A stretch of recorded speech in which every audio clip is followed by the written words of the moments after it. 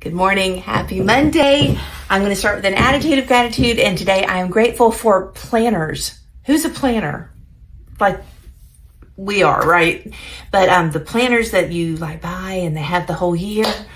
Oh, I started using them in high school and it's just life-changing. If you're like me, you just love a new planner and putting all the birthdays in there and all of the things that you get to do.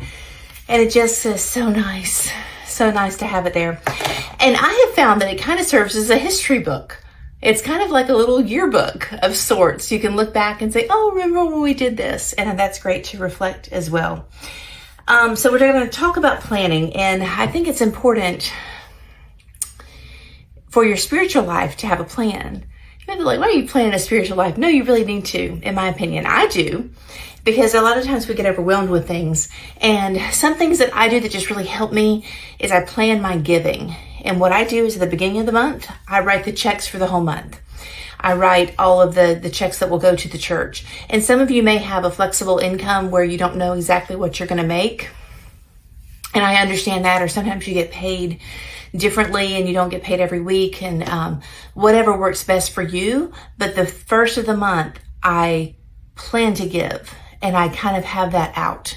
So that's already something that, and to me, it says this is the most important thing. This is the most important thing, what I'm going to give to God. And tithing is not an act of generosity. It is an act of obedience.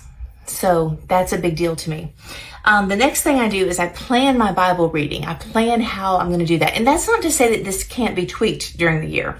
But I plan, am I going to do it first thing in the morning? Am I going to do it before I get out of bed? Which is really good. That works really well for me.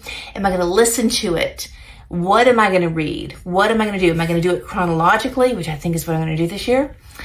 This next year, chronological reading. How is that going to work? And that needs to be a plan. Find a Bible study book that you love or that you want to use or implement.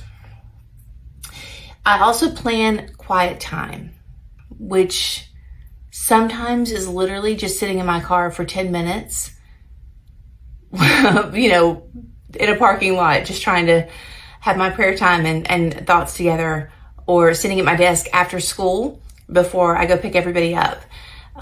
Sometimes it's really simple like that, but plan to have a little bit of quiet time where you can meditate, you can pray, you can be grateful, you can thank God for something.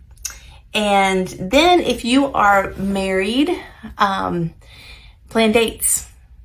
Plan dates. Once a month, plan a date night. It doesn't have to be expensive. It doesn't have to be something that's elaborate, but plan a date night.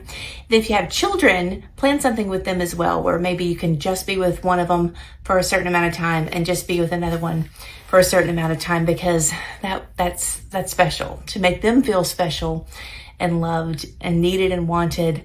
And so those four things, giving, Bible reading, quiet time, and dates, are something that I try to get in my calendar as I can pretty quickly, because I think those are the most important things. Not that you can't do things outside of this that are going to be spiritual and growth, but plan those four things and let's see how this year goes. Have a great week and know that you're loved.